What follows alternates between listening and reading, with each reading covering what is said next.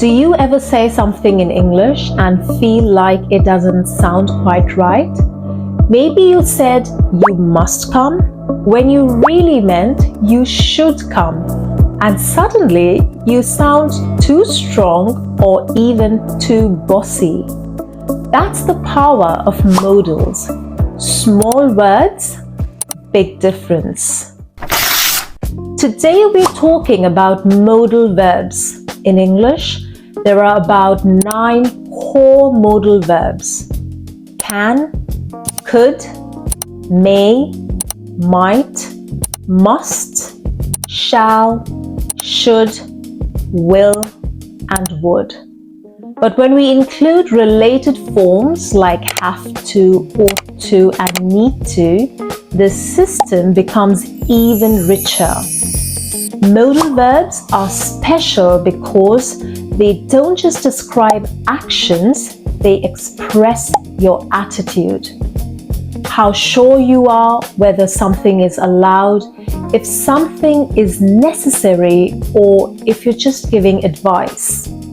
Let's break them down clearly.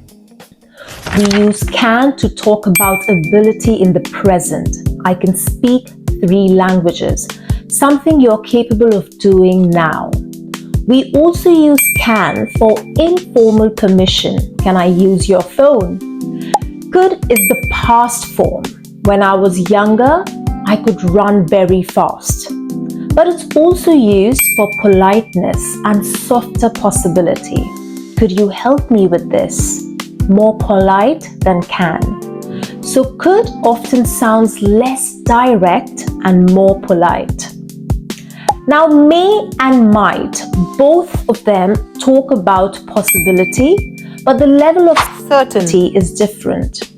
I may go out this evening, quite possible.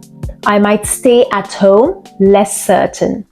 May is also used for formal permission, especially in professional or academic settings. May I come in?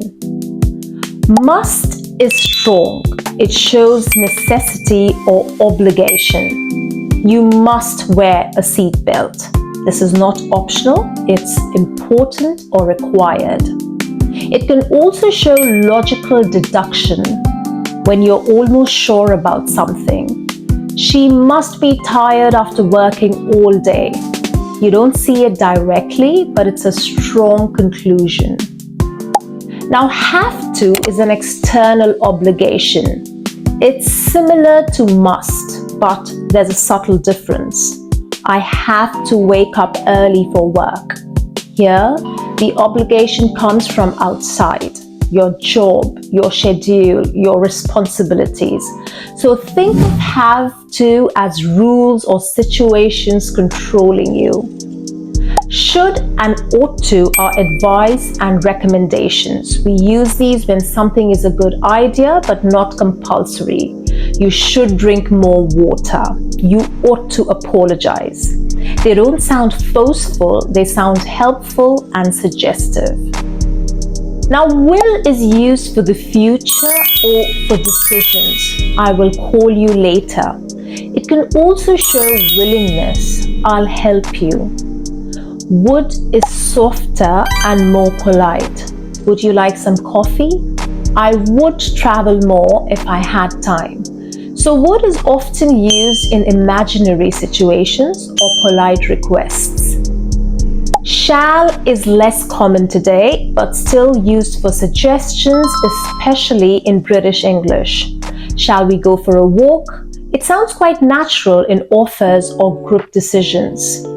So modals are not just grammar, they help you express tone, attitude, and intention. The difference between must, should, and might can completely change how your message feels. If you found this video helpful, do consider subscribing. It really helps my small channel grow, and I will see you in the next one.